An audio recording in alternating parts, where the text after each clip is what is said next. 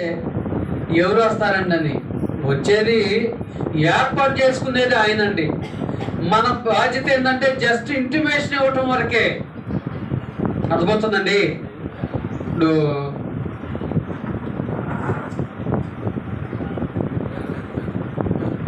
ఆ యొక్క R&B వాళ్ళ యొక్క బాధ్యత ఏందండి? R&B వాళ్ళ యొక్క బాధ్యత ఏంది? ఇదిగో టర్నింగ్ ఉన్నది, ఆ సూచిక బోర్డు పెట్టడం వరకే. అవునా? వచ్చే ప్రతి ఒక్కరిని వాళ్ళ యొక్క రూట్ లో ఉండి చెప్తారండి ఎవరైనా? మనం కూడా అట్లాగే కాదండి. నేను 10 మంది దగ్గర పోయా, 10 మందిలో ఒక్కడు కూడా సువార్తను సత్యాన్ని అంగీకరించలేదంటే ఆయన దగ్గర లెక్క ఉంటుంది, మనం చెప్పిన అవసరంలే. కాబట్టి మీ అందరికీ ప్రేమతో విజ్ఞప్తి చేసేది ఏంటంటే, సువార్త ప్రకటనకు ప్రాముఖ్యతనివ్వండి.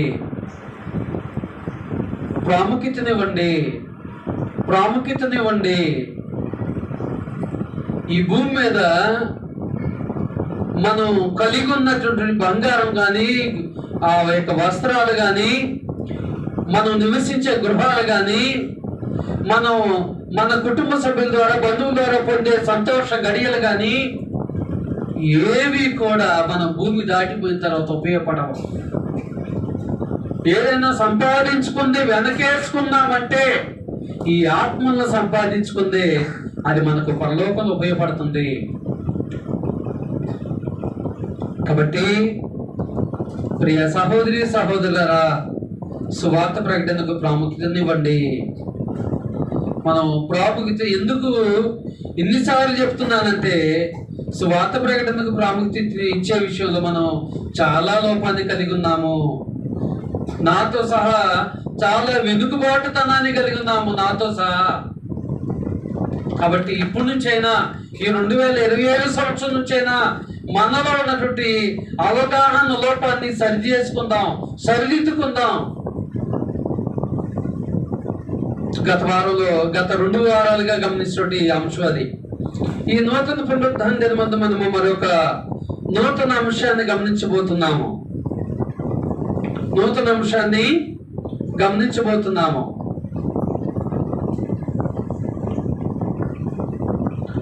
మనందరం కూడా క్రైస్తవులుగా భూమి మీద జీవనాన్ని సాగిస్తూ ఉన్నాము.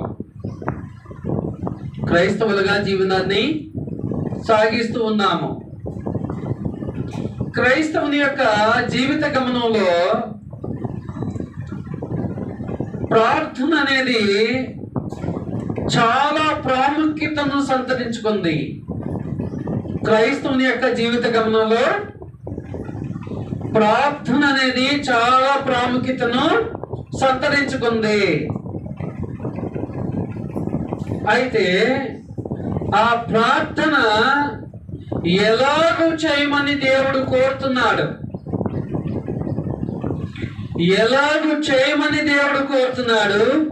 ఎలాగూ చేస్తే ఆయన అంగీకరిస్తానని తన పరిశుద్ధ గ్రంథ లేఖనాల ద్వారా తెలియపరుస్తున్నాడు. అసలు ప్రార్థన అనగా ఏంటి? ప్రార్థన అనగా ఏంటండి? దేవునితో మాట్లాడుట.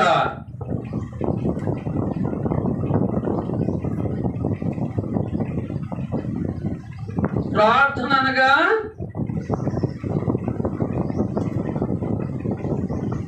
దేవునితో మాట్లాడుట.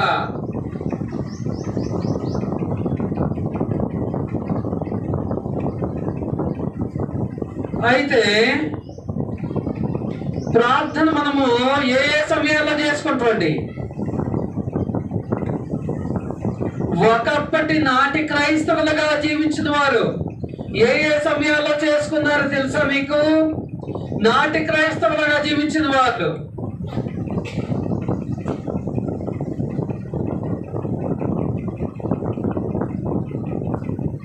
సంతోషంలో, బాధలో చేసుకున్నారు. ఒక మాటలో చెప్పాలంటే ప్రతి సందర్భంలో వాళ్ళు ప్రార్థన చేసుకునేవాళ్ళు. నేటి క్రైస్తవులు ఎప్పుడు ప్రార్థన చేసుకుంటున్నామండి? మనమైతే అనారోగ్యం ఉన్నప్పుడు,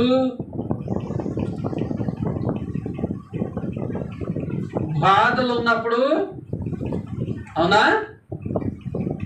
ఇప్పుడు మనం ఒప్పుకోకపోయినా మనం ఈ సమయంలోనే దేవుడు మనకు గుర్తొచ్చేది, అమ్మ ప్రార్థన చేసుకోవాలని గుర్తొచ్చేది. అయితే ప్రార్థన అంటే ఇప్పుడున్న క్రైస్తవులకు ఒక షాపింగ్ మాల్లోకి వెళ్ళి ఒక వస్తువును కొని తెచ్చుకున్నంత ఈజీ అనుకుంటున్నారు ప్రార్థన అంటే. ఒక షాపింగ్ మాల్లోకి వెళ్ళి మన పాకెట్లో ఉండే ధనాన్ని అక్కడ వెచ్చించి ఆ యొక్క వస్తువును మనతో పాటు తిరిగి మన గృహానికి తీసుకురావటం అంత ఈజీగా అనుకుంటున్నారు. ప్రార్థన అంటే మనము ధనాన్ని వెచ్చిస్తే దేవుడు మనకు అనుగ్రహించేది కాదు అనేది వాస్తవాన్ని మనం గ్రహించాలని మీ అందరికి కూడా తెలియజేస్తున్నాను. ఈ లోపల ఒక షాపింగ్ మాల్లోకి వెళ్ళి మనకు కావాల్సిన వస్తువును ఆ యొక్క రేటును చెల్లించి మనతో పాటు తీసుకొచ్చే వస్తువు లాంటిది కానే కాదు. అయితే పరిశుద్ధ గ్రంథంలో అనేక మంది వ్యక్తులు మనకంటే ముందుగా దేవుడిని అనుసరించిన వారుగా జీవించిన వారు చాలా మంది మాదిరిగా ఉన్నారు. చాలా మందిని గమనించే సమయం లేదు, కానీ ఒక వ్యక్తిని గురించి గమనించడానికి ప్రయత్నం చేద్దండి. ఆయనే హిజ్కియా. ఎవరు? ఈరోజు మనం గమనించబోయే అంశము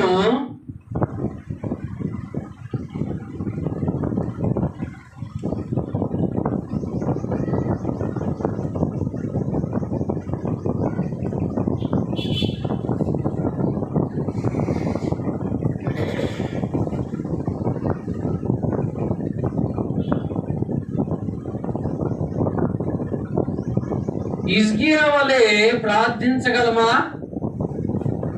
హిజ్కియా వలె ప్రార్థించగలమా? ప్రార్థించగలమా లేదండి? దేవుడు హిజ్కియాకి ఇచ్చిన మనసును ఈనాడు నీకు నాకు ఇచ్చాడా లేదా? హిజ్కియాకి ఇచ్చిన ధనితను ఈనాడు నీకు నాకు ఇచ్చాడా లేదా? అయితే ఎవరు హిజ్కియా? ఎవరు ఈ హిజ్కియా అనేది మనం గమనించగలిగితే రెండవ రాజుల గ్రంథానికి ఒకసారి మీ పరిశుద్ధ గ్రంథాన్ని తిప్పుకోండి. చాలా మంది బైబిల్ని తీసుకురాకుండా దేవుని సన్నిధికి వస్తున్నారు.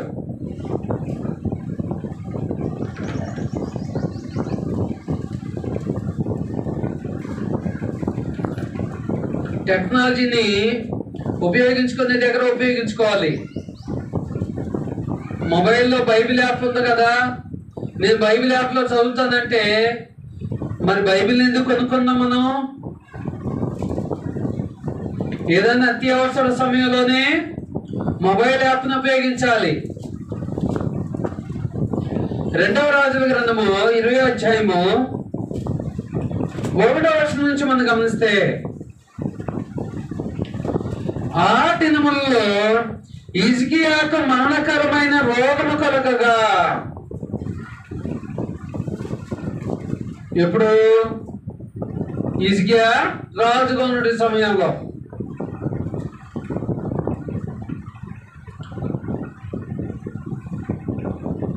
హిజ్కియా యాజకుడిగా ఉండే సమయంలో ఆ దినములలో హిజ్కియాకు మరణకరమైన రోగము కలగగా. ఏ రోగం కలిగిందంటండి? ఆమోజు కుమారుడును ప్రవక్తయునైన యెషయా అతని యొద్దకు వచ్చి.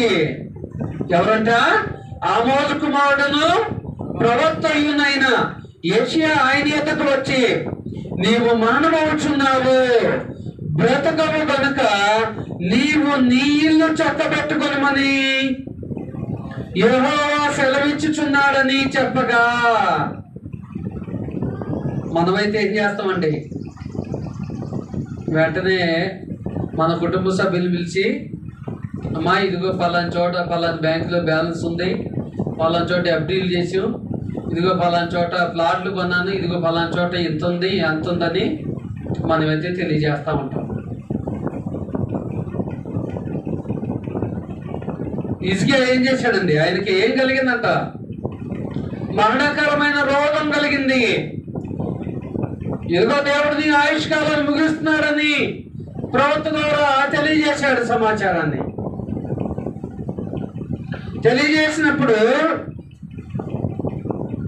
చూడండి 2వ వచనము చదవండి ఎవరైనా పెద్దగా. అతడు తన ముఖమును వాడ తట్టు తిప్పుకొని యెహోవా యథార్థ హృదయుడైన యెహోవా యథార్థ హృదయుడనై సత్యముతో నీ సన్నిధిని నేనెట్లు నడుచుకుంటునో నీ దృష్టికి అనుకూలముగా ఏం జరిగించాడంట? సమస్తమును నేనెట్లు జరిగించుతునో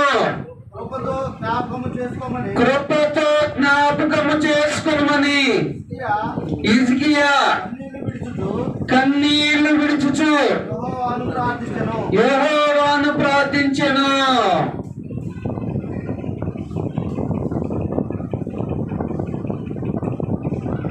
మరణకరమైన రోగం వచ్చింది కాబట్టి నువ్వు మరణం అవుతున్నావని దేవుడు సమాచారాన్ని పంపాడు. సమాచారాన్ని పంపినప్పుడు హిజ్కియా తన ఇల్లు చక్కబెట్టుకున్నాడా? ఇల్లు చక్కబెట్టుకున్నాడా? ఫస్ట్ గా తను ఏం చేశాడండి?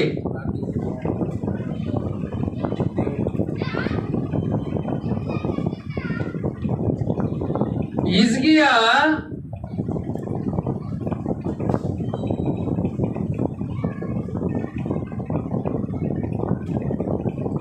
ఎలాగూ ప్రార్థించాడు?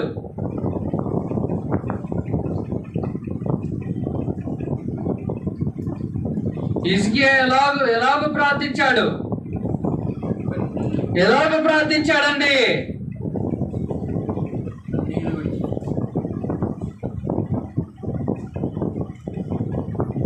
చూడండి 2వ వచనంలో నుంచి ఉంటది. కన్నీళ్ళు విడిచేది అది తర్వాత యథార్థ హృదయముతో మొట్టదిగా ఎలాగూ ప్రార్థించాడంట?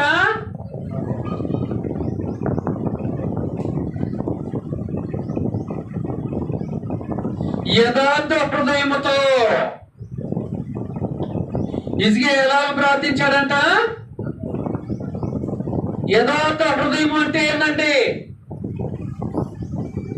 యథార్థ హృదయం అంటే ఏంటి? దేవుడు ఏ రీతిగా నడుచుకోమన్నాడో ప్రతి విషయంలో కూడా దేవునికి అనుకూలంగానే నడుచుకున్నాడు హిజ్కియా. ఆ యథార్థత ఈనాడు నీలో నాలో ఉన్నదా? ఆ యథార్థత ఈనాడు నీలో నాలో ఉన్నదా? ఇక్కడ వినే మనందరం కూడా హిజ్కియాలో యథార్థతతో హిజ్కియాతో మనల్ని పోల్చుకుంటే సరితూగలమా? హిజ్కియాతో యథార్థ హృదయం అనుకుందా? అసలుకి యథార్థ హృదయం అంటే ఏంటో మనకు తెలుసా? హిజ్కియా ఎలా ప్రార్థించాడు? యథార్థ హృదయముతో ప్రార్థించాడు. యథార్థ హృదయముతో ప్రార్థించాడు. ఇంకొకటి ఏంటంటే సత్యముతో నడుచుకున్నాడు.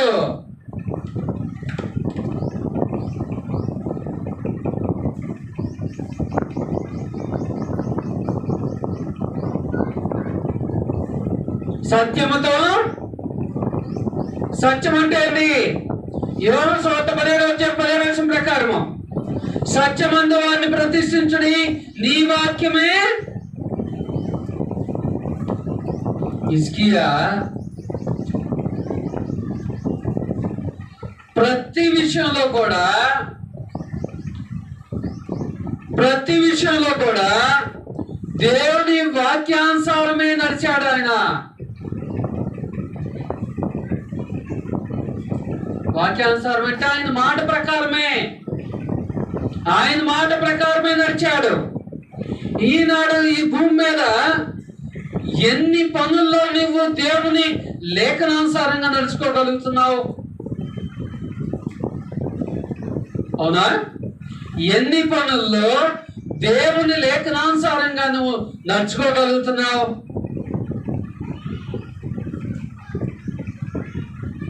ఎన్ని పనుల్లో నడుచుకోగలుగుతున్నామండి? తలదించుకోవద్దు, తలెత్తుకోండి. సత్యముతో నడుచుకోగలుగుతున్నామా? ప్రతి విషయంలో కూడా ఆయన లేఖనానుసారంగా నడుచుకోగలుగుతున్నామా అనేది ఒకసారి ఆలోచన చేసుకోవాలి. ఇంకా హిజ్కియా ఏం చేశాడు?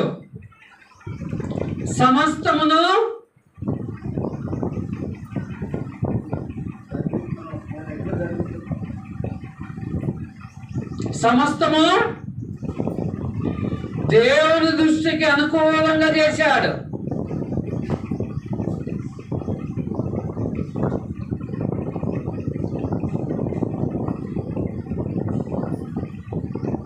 సమస్తము దేవుని దృష్టికి అనుకూలంగా చేశాడు. ఈనాడు కనీసం ఆదివారం ఆ దేవుని ఆరాధించే విషయంలో దేవునికి అనుకూలంగా మనం నడుచుకోగలుగుతున్నామా? దేవునికి అనుకూలంగా దేవుని ఆరాధించగలుగుతున్నామా? దేవునికి అనుకూలంగా దేవుని ఆరాధించడం అంటే అర్థమైందండి. సమయానికంటే ముందుగా వచ్చి దేవుని సన్నిధిలో పరిచర్య చేసి ప్రారంభం నుండి ముగింపు వరకు యాక్టివ్గా ఉండి వినడు వాక్యాన్ని మనం గృహాలు వెళ్ళిన తర్వాత అనుసరించడము. ఇదేనా? చేయగలుగుతున్నామా? ఇది మందిరము బయటికి పోవడంలోనే వినడు వాక్యాన్ని విడిచిపెడుతున్నామా? చూడండి, అనాది కాలం నుండి సమస్తమును దేవుని దృష్టికి అనుకూలంగా చేసినటువంటి ప్రతి ఒక్కరిని కూడా దేవుడు ఆశీర్వదించాడా లేదా?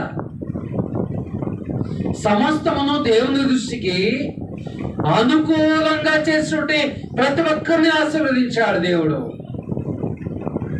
అబ్రహామును ఆశీర్వదించాడా? ఇసాకును ఆశీర్వదించాడా? యాకోబును ఆశీర్వదించాడా? అవునా? మోషేను ఆశీర్వదించాడా? రాజులను ఆశీర్వదించాడా? క్రొత్త నిబంధనలో శిష్యులను ఆశీర్వదించాడా? వాళ్ళు సమస్తమును విడిచిపెట్టి, గత వారం మనం నేర్చుకున్నాం, వాళ్ళు సమస్తమును విడిచిపెట్టి ఆయన వెంబడించారు.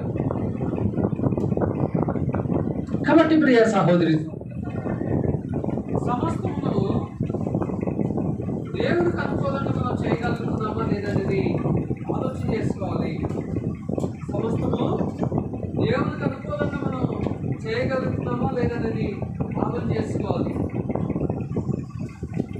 అలాగూ చేసినట్టు వారిని అందరినీ కూడా దేవుడు ఏం చేశాడండి? ఆశీర్వదించాడు. ఎవరైనా నిర్లక్ష్య పెట్టినటువంటి సందర్భం ఒకటైనా సమస్తమును దేవునికి అనుకూలంగా చేసిన వారిని దేవుడు నిర్లక్ష్య పెట్టినటువంటి సందర్భం ఏదైనా ఉందా? ఒకటి కూడా లేదు. మరి ఇంతగా తెలుసుకుంటే మనము ఎన్ని విషయాల్లో దేవుని చిత్తాన్ని జరిగించడానికి మనం సిద్ధపడుతున్నాము? ఎన్ని విషయాల్లో దేవుని చిత్తాన్ని జరిగించడానికి మనం ప్రయత్నం చేస్తున్నామండి? ఆలోచన ఉందా ప్రియ సహోదరి సహోదరుడా? చూడండి, సమస్తము దేవుని దృష్టికి అనుకూలంగా జరిగించి గర్వంతో ప్రార్థించాడా? ఏమండి, గర్వంతో ప్రార్థించాడు హిజ్కియా? ఎలాగ ప్రార్థించాడు? హంబుల్ రిక్వెస్ట్ అంటాం మనం, అవునా? అంటే ఏంటి హంబుల్ రిక్వెస్ట్ అంటే ఏంటండి? బ్రతిమలాడుకోవటం, హృదయపూర్వకంగా బ్రతిమాలుకోవటం. హిజ్కియా యథార్థ హృదయంతో నడుచుకున్నాడు, సత్యముతో నడుచుకున్నాడు, సమస్తమును దేవుని దృష్టికి అనుకూలంగా చేసి ఇంత చేసి చివరకు దేవుణ్ణి వేడుకుంటున్నాడు, బతిమాలుకుంటున్నాడు. ఏమని? కృపతో జ్ఞాపకము చేసుకున్నాము. ఎలాగంట?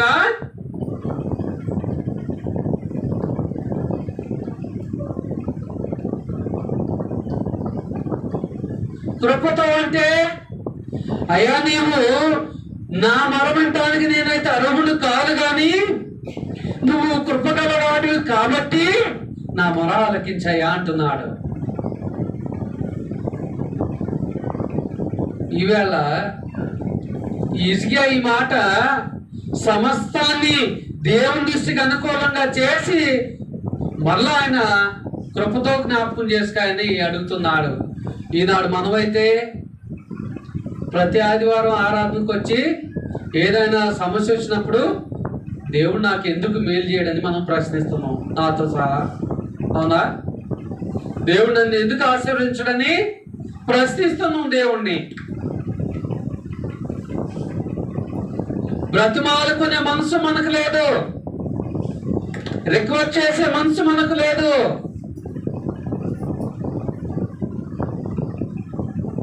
ఉండాలని దేవుడు హిజ్కియా జీవితాన్ని మనకు రాయించాడా? అవసరం లేదని రాయించాడా? హిజ్కియాలో ఉంటే మంచి క్వాలిటీస్ ని మనం కూడా అలవర్చుకోవాలా? అవసరం లేదండి. అలవర్చుకోవడానికి సిద్ధపడుతున్నావా ప్రియ సహోదరి సహోదరుడా? అంటే నిజంగా హిజ్కియా కృపతో జ్ఞాపకం చేసుకోమన్నప్పుడు హిజ్కియాలో దేవుడు ఏం చూశాడో తెలుసా? ఏం చూశాడండి? గర్వాన్ని చూశాడా? దేని మనస్సును చూశాడు, తగ్గింపును చూశాడు, విధేయతను చూశాడు, వినయాన్ని చూశాడు. దేవుడు అంటే భయాన్ని చూశాడు. ఏం చూశాడు? దేని మనస్సును చూశాడు. ఎవరికి? హిజ్కియాలో. తగ్గింపును చూశాడు, విధేయతను చూశాడు, వినయాన్ని చూశాడు, భయాన్ని చూశాడు.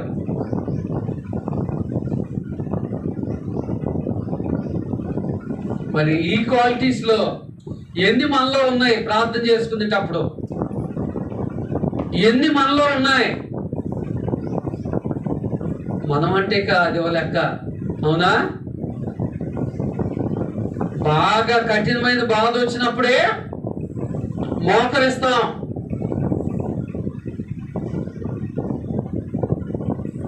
మనం చేసుకునే ప్రార్థనలో ఇవన్నీ దేవునికి కనపడాలి. దీన మనసు కనపడాలి, తగ్గింపు కనపడాలి, విధేయత కనపడాలి, వినయం కనపడాలి, భయం కనపడాలి.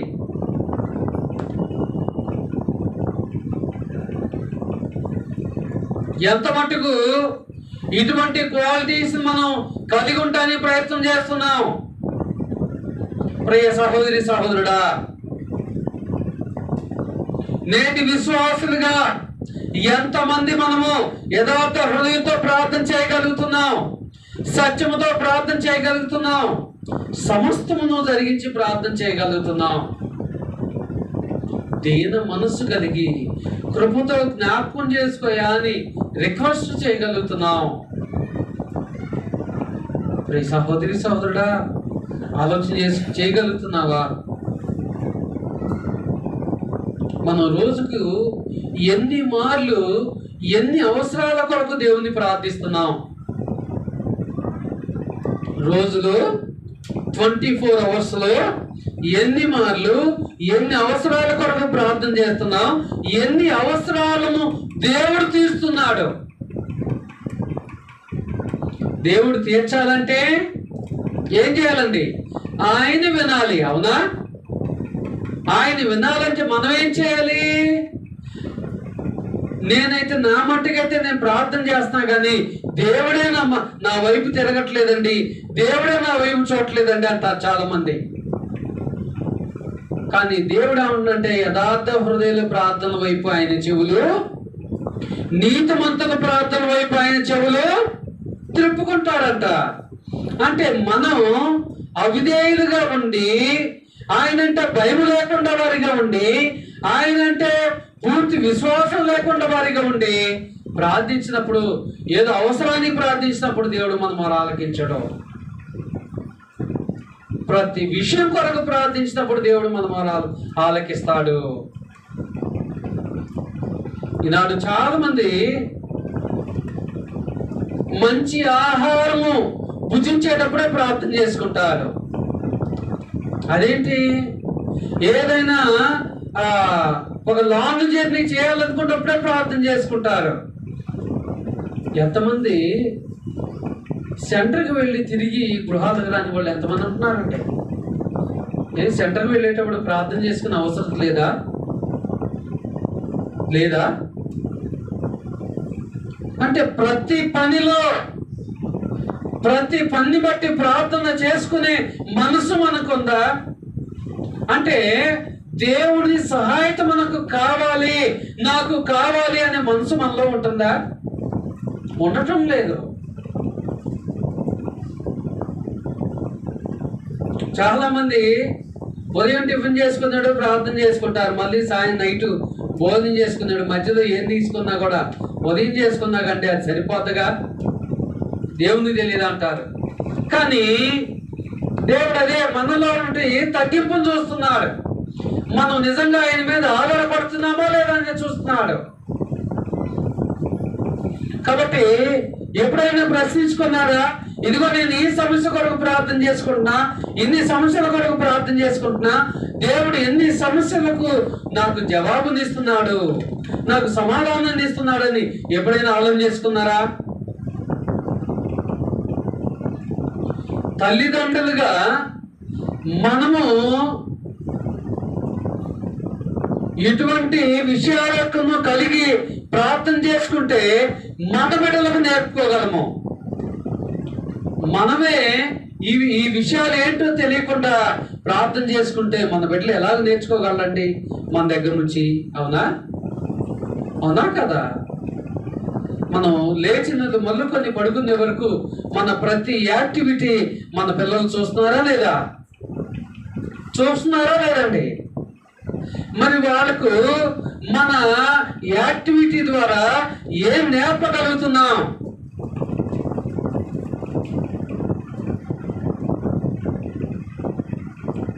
కాబట్టి ప్రియ సహోదరి సహోదరుడా, ఆలోచన చేసుకో.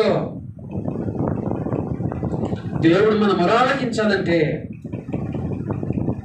ఆయన ఈ క్వాలిటీస్ అన్ని చూస్తున్నాడు. ఈ క్వాలిటీస్ కొరకు మనం ధనాన్ని ఖర్చు చేయని అవసరం లేదు. నీ విలువైన సమయాన్ని ఖర్చు చేయాలి విలువైన ప్రార్థన కొరకు. ఈ భూమి మీద మనము ఎన్నో రకాల వస్తువుల కొరకు, ఎన్నో మనం అనారోగ్యతల కొరకు ఎంతో సమయం వెచ్చిస్తూ ఉంటాం. కానీ ప్రార్థనకు మాత్రం సమయాన్ని ఇవ్వం. చాలా మంది అబ్బరోదర్భ మాదిరిగా అడవుడిగా పెదాలతో 2 మాటలు అనుకుని వెళ్ళిపోతూ ఉంటారు. అడవుడిగా చెప్పులు వేసుకుంటూ ఉంటారు. కానీ అది సరైన విధానం కాదు ప్రియ సహోదరి సహోదరుడా.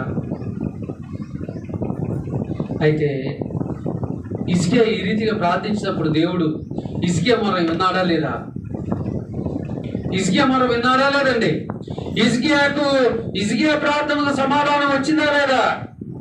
ఇదే 2వ రాజుల గ్రంథం 20వ అధ్యాయము 5-6 వచనాలు చూడండి. 2వ రాజులు 20వ అధ్యాయము 5-6 వచనాలు. ఆ ప్రజలకు అధిపతి అయిన హిజ్కియా యొద్దకు పోయి అతనితో ఇట్లను, నీ పితరుడైన దావీదునకు. ఒక్క నిమిషం అండి. ఎవరంటే హిజ్కియా సామాన్యమైన వ్యక్తి కూడా కాదట, దేవుని ప్రజలకు అధిపతి అంట. అదేనా ఇక్కడ ఉంది? మరి ఈనాడు మనం చేసే చిన్న చిన్న ఉద్యోగ మా వ్యాపార పనుబాట్లకే మనం కలిగి ఉండి చిన్న చిన్న యొక్క ఆస్తుల కొరకే ఎంతో గర్వాన్ని కలిగి ఉంటాం. నా కష్టం వల్లే దీన్ని సంపాదించుకున్నామని చెప్పుకుంటాం. కానీ ఆయన దేవుని ప్రజలకు అధిపతి ఉంది కూడా. ఆయన అంత దీనత్వం కలిగి ప్రార్థించాడంట. నిజంగా నాతో సహా మనలో దీనత్వం లేదు. నేను కూడా ప్రార్థన చేసుకునే విషయంలో లోపాన్ని కలిగి ఉన్నా. నిజంగా మనందరం కూడా లోపాన్ని కలిగి ఉన్నాం. ఈ లోపాన్ని ఈ నూతన సంవత్సరం నుంచి అయినా దిద్దుకోవడానికి ప్రయత్నం చేద్దాం. దేవుడు ఒకవేళ మనకు నూతన సంవత్సరాన్ని పొడిగించే లోపలోనే మనలో నుండి లోపాలను సరి చేసుకోవడానికి ప్రయత్నం చేద్దాం. నీవు తిరిగి చదవండి. ఇప్పుడు నీవు తిరిగి నా ప్రజలకు అధిపతి అయిన హిజ్కియా యొద్దకు పోయి అతనితో ఇట్లనుము, నీ పితరుడైన దావీదునకు దేవుడకు యెహోవా నీకు సెలవిచ్చినదేమనగా, నీవు కన్నీళ్లు విడుచుట చూచి తిని. ఈ ప్రార్థన ఒక్క చూశారండి. మొన్న ఒకళ్ళు అన్నారు, బ్రదరు నేను ఇంతగా ప్రార్థన చేస్తున్నావు కదా, కానీ దేవుడైతే ఎందుకన్నా నా వైపు చూడలేదు అంటున్నారు. నిజంగా చూస్తారండి. కాకపోతే ఒకటే కండిషను, ఆయన మన వైపు చూడాలంటే ఫస్ట్ మనం చేయాల్సిన పనులు చేయాలి. ఆ పనులు ఏంటవి? ఇవన్నీ దేవుని యొక్క సమస్తమైన ఆజ్ఞల్లో కట్టడలను పాటించి దేవుణ్ణి డిమాండ్ చేయి. దేవుడు ఖచ్చితంగా నీ మొరాలకు ఇస్తారు. యాకోబు చేసింది అదే. దేవుని ప్రతినిధితో పోరాడాడు యాకోబు. దేవుడు అనుగ్రహించాడు. కానీ ఆ పోరాడక మునుపు యాకోబు సమస్త విషయాల్లో దేవుని చిత్తాన్ని జరిగించాడు. పోరాటం అంటే కలబట్టం కాదు, ఆయన ఇచ్చేంత వరకు ప్రార్థించటము. ఆయన ఇచ్చేంత వరకు ప్రార్థించటము. చాలా మంది కన్నీళ్లు విడుచుట అంటే అది ఒక హేళనగా ఉంటది. అయితే కన్నీళ్లు విడిచి ప్రార్థించేయటము తప్పు కానే కాదు పరిశుద్ధ గ్రంథం ప్రకారము. అయితే మనం సమాజ మందిరంలో ఉన్నప్పుడు అందరి ఎదుట కన్నీళ్లు విడిచిన అవసరం లేదు. అంటే మనం చేసే ప్రార్థన ఆ కాసును బట్టి ఉంటది, ఆ అవసరతను బట్టి ఉంటది. ఒకవేళ సంఘ క్షమాభివృద్ధి కొరకు అనుకోండి, సంఘం యొక్క కన్నీళ్లు విడిచి ప్రార్థన చేయడం తప్పులేదు. ఒకవేళ నా వ్యక్తిగతంగా ప్రార్థన కొరకు, నా అనారోగ్య సమస్యల కొరకు నేను ఒంటరిగా ఉన్నప్పుడు కన్నీళ్లు విడిచి ప్రార్థన చేయాలి. నా కుటుంబ సమస్య కొరకు కుటుంబ సభ్యుల మధ్య కన్నీళ్లు విడిచి ప్రార్థన చేయడం తప్పులేదు. సంఘ సమస్య కొరకు సంఘంలో కన్నీళ్లు విడిచి ప్రార్థన చేయడం తప్పులేదు. కాబట్టి ఎందుకంటే ఆ కన్నీళ్లు విడుస్తున్నప్పుడు నిజంగా మనం ఇంకా ఎక్కువగా మనం దేవునికి లోబడగలము.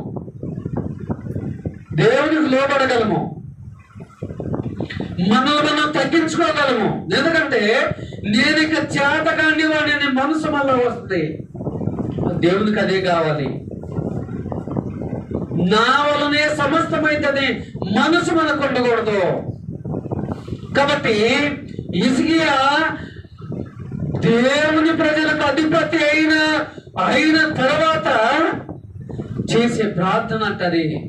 అంటే ఆయన ఎంత తగ్గింపును కలిగి ఉంటే దేవుడు ఆయన కన్నీళ్లు విడిచేది ఆయన ప్రార్థన వైపు అంగీకరిస్తాడు, ఆయన వైపు చూస్తాడు అనేది ఒకసారి ఆలోచన చేసుకోండి. ఈ కన్నీళ్లు విడిచట్లో నాతో సహా మనందరూ కూడా లోపాన్ని కలిగి ఉన్నాము. ప్రియ సహోదరి సోదరుడా, ఎప్పుడైనా సంఘ క్షేమాభివృద్ధి కొరకు కన్నీళ్లు విడిచి ప్రార్థన చేయగలిగామా? ఇన్ని సంవత్సరాల్లో ఒక్కసారైనా మనకు ఆ యొక్క సంఘ క్షేమాభివృద్ధి కొరకు ప్రార్థించగలిగామా? ప్రార్థించాలి. నేనైతే అనేక మార్లు ప్రార్థించాను. ఎందుకంటే ఖచ్చితంగా మనలో తగ్గింపు స్వభావం కావాలని దేవుడు కోరుతున్నాడు. నీవు కన్నీళ్లు విడిచుట చూచి తిని ఎవరు గురించి మాట్లాడుతున్నాడు ఇక్కడ? హిజ్కియా గురించి దేవుడు మాట్లాడుతున్నాడు. నీ ప్రార్థన అంటే హిజ్కియా ఈ కలిగి ఉన్నటువంటి ఈ గుణాలను వ్యక్తం కాలేదు. అవునా? చదవండి. నేను నిన్ను బాగు చేసేదను, 3వ దినమున నీవు యెహోవా మందిరమునకు ఎక్కిపోవుదు. ఎంత గొప్ప మాట అండి. అవునా? నేను నిన్ను మళ్ళీ చదవండి పెద్దగా. నేను నిన్ను బాగు చేసేదను. దేని నుండి అండి? చిన్న రోగమా? ఏమండి? 2వ వచనంలో చూసుకుంటే ఎటువంటి రోగం అది? నిద్రపోయేటప్పుడు కూడా చెప్పాలి. ఎటువంటి రోగం అండి? ఆ మరణకరమైన రోగం నుండి ఏం చేస్తారంట? ఏ మల్టీ స్పెషాలిటీ హాస్పిటల్ పోమంటుండో? ఏమండి? ఏ స్పెషలిస్ట్ దగ్గర పోమంటుండో? ఎంత డబ్బు ఖర్చు అయితే? ఎన్ని రోజులు ప్రయాణం చేయాలి?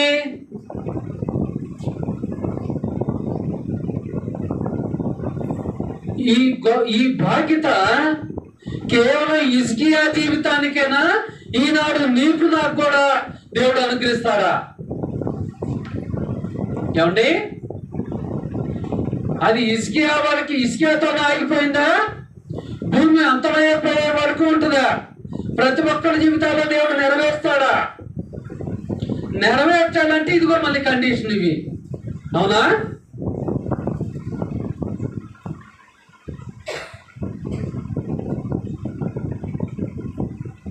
ఇప్పుడు డాక్టర్ మెడిసిన్ ఇస్తాడండి. మెడిసిన్ వాళ్ళు చెప్తారు, ఇదిగో ఈ టైంకి ఇది వేసుకోవాలి, ఈ టైంకి ఇదని. రివర్స్గా వేసుకొని వెళ్ళు, తగ్గలేదన్నావు. లేదంటే మెడిసిన్ సగం వేసుకొని సగం అట్ట పెట్టుకున్నావు. ఏంటంటే డాక్టర్ గారు ఇంకా తగ్గలేదంటే ఏయమ్మా ఫస్ట్ నీ మెడిసిన్ చూపిమంటాడు. అవునా? చూపిమని అడుగుతాడు. ఎలాగ వేసుకున్నావు అమ్మా అని. ఉదయం వేసుకోవాల్సింది నైట్ వేసుకున్నా, నైట్ వేసుకోవాల్సింది ఉదయం వేసుకున్నా. ఏందమ్మా చెప్పాగమ్మా వివరంగా. ఇంకా ఏమంటాడు? ఈ మెడిసిన్ వారానికి అయిపోవాలిగమ్మా. చూస్తే ఒక్కో షీట్లో ఒక్కో టాబ్లెట్ అయిపోయింది. మరి మిగతాది వేసుకోకుండా నా దగ్గరకు వచ్చి రోగం తగ్గలేదంటే ఎట్టమ్మా అంటాడు. అవునా? దేవుడు కూడా ఏమంటాడు? అయ్యా నా మొరాలకించంటే ఈ క్వాలిటీస్ అన్నీ నీ దగ్గర లేవుగమ్మా. అవునా? కాబట్టి చదవండి. ఇప్పుడు నేను నిన్ను బాగు చేస్తాను. ఇంకా 3వ దినమున ఎంత గొప్పదని తండ్రి. మరణకరమైన రోగం అంటే ఎప్పుడైనా ఆలోచన చేశారా? కంటి చూపు కూడా కోల్పోయే సందర్భం. అవునా? అటువంటి సందర్భం నుండి 3వ దినాన దేవుని మందిరానికి వెళతామని చెప్పాడండి. నిజంగా ఎంత గొప్ప బాధ్యత అండి. మనం ఎంత గొప్ప బాధ్యతను కోల్పోతున్నామో చదవండి. 3వ దినమున యెహోవా మందిరమునకు ఎక్కిపోదు.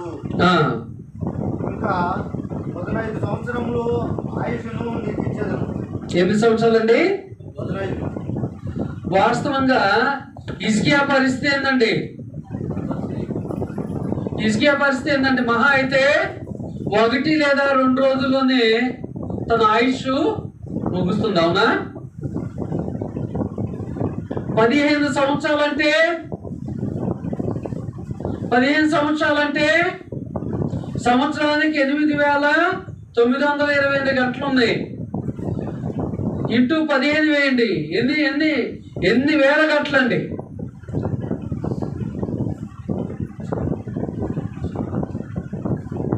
ఇన్ని గంటలో దేవుడు హిజ్కియాకు ఆయుష్ను పొడిగించాడు.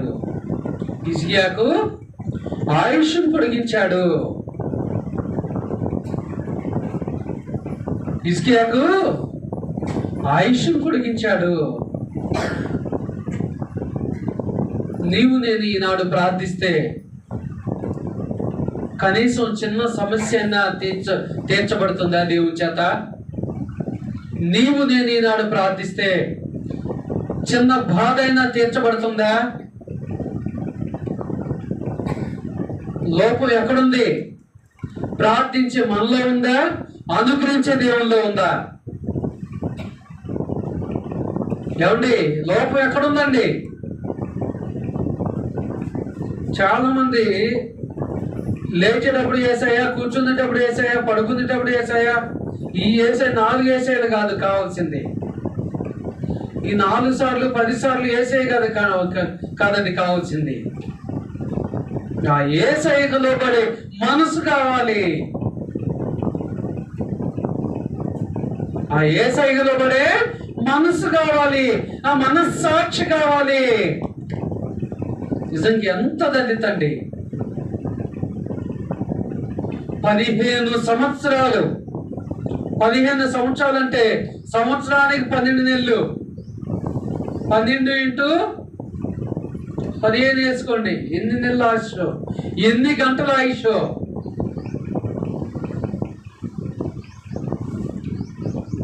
అందుకోసం దేవునికి సమస్తమును సాధ్యమే.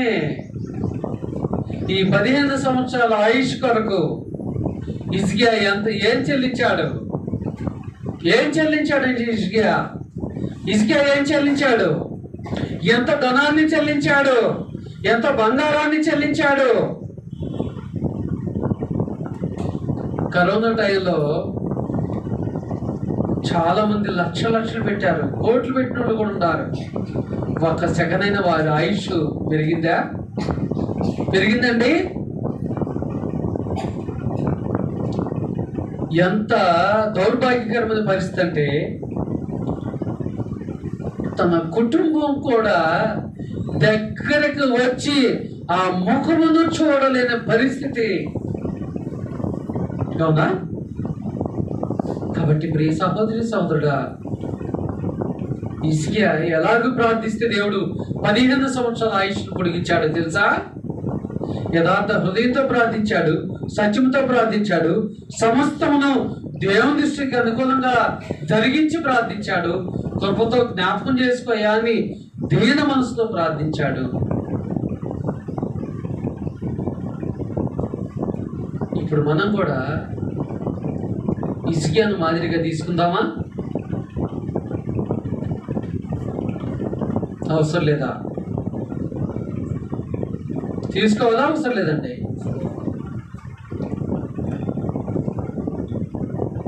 చాలా మంది ఉన్నారు, కానీ హిజ్కియాను గురించి మనం గమనిస్తున్నాం. హిజ్కియా కంటే గొప్పవాడు ఉన్నాడా భూమి మీద? హిజ్కియా కంటే గొప్పవాడు ఉన్నాడా? ఉన్నాడు. ఎవరు? క్రీస్తు. శిలువ అప్పగింపబడుతున్నప్పుడు ముమ్మారు ఆయన ప్రార్థించుకున్నాడు. అవునా? తండ్రి, నీ చిత్తమైతే ఈ గిన్నె నా యొద్ద నుండి తొలగించుము, కానీ నీ చిత్తమే సిద్ధించునుగాక. క్రీస్తు ప్రభువు కూడా ఎంతగా తగ్గించుకున్నాడు. ఈయన సర్వాధికారి అయి ఉండి, ఈయన దేవుడై ఉండి.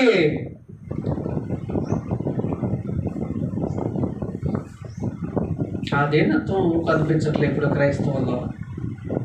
ఆ దీనత్వం కనిపించట్లే ఇప్పుడు క్రైస్తవుల్లో. కాబట్టి ప్రియ సహోదరి సోదరుడా,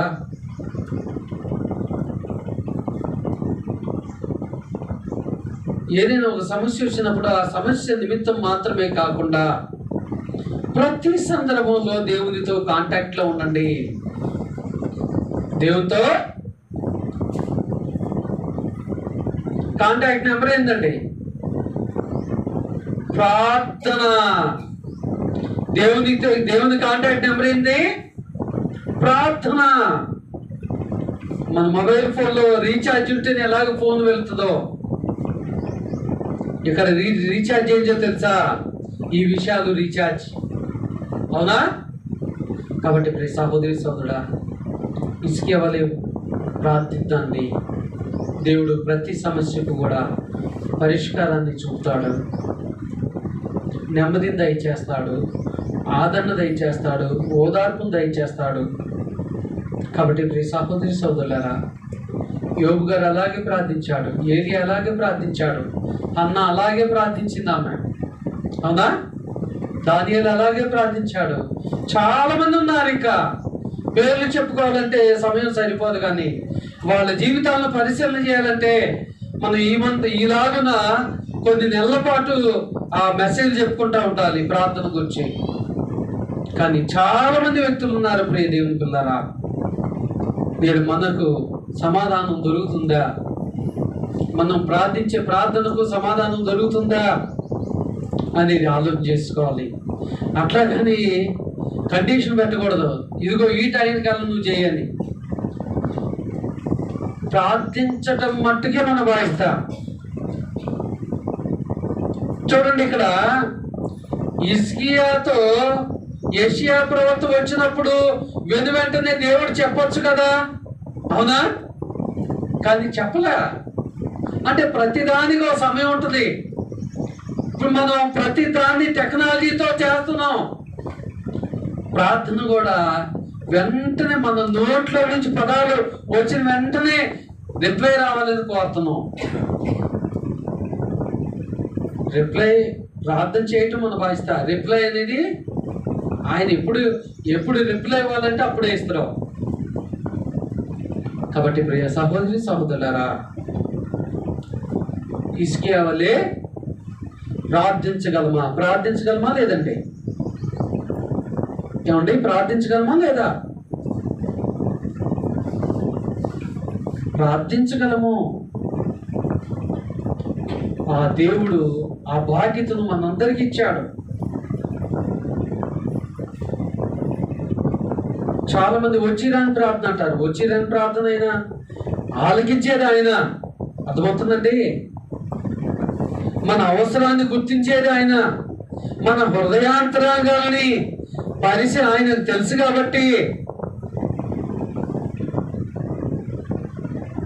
కాబట్టి ప్రియ సహోదరి సోదరుడా, మనం కూడా మీ వ్యక్తిగత అవసరాల కొరకు, ఎందుకంటే చాలా క్రీస్తు సంఘాల్లో ఉన్న సమస్య ఏంటంటే కన్నీటి ప్రార్థనకు అవకాశం ఇవ్వం. కానీ దాని కారణాలు బట్టి ఖచ్చితంగా చేసుకోవటం వల్ల ప్రయోజనం ఉంటుంది, కానీ ప్రయోజనం లేకుండా అయితే ఉండదండి. మన వ్యక్తిగత అవసరాల కొరకు, మన కుటుంబ అవసరాల కొరకు, సంఘ అవసరాల కొరకు మీ అందరికీ ప్రేమపూర్వక విజ్ఞప్తి ఏంటంటే, సంఘ క్షేమాభివృద్ధి కొరకు, మీ కుటుంబాల కొరకు కన్నీటి ప్రార్థన చేసుకోండి. అది చాలా అవసరమైనది. ఎందుకంటే మనలో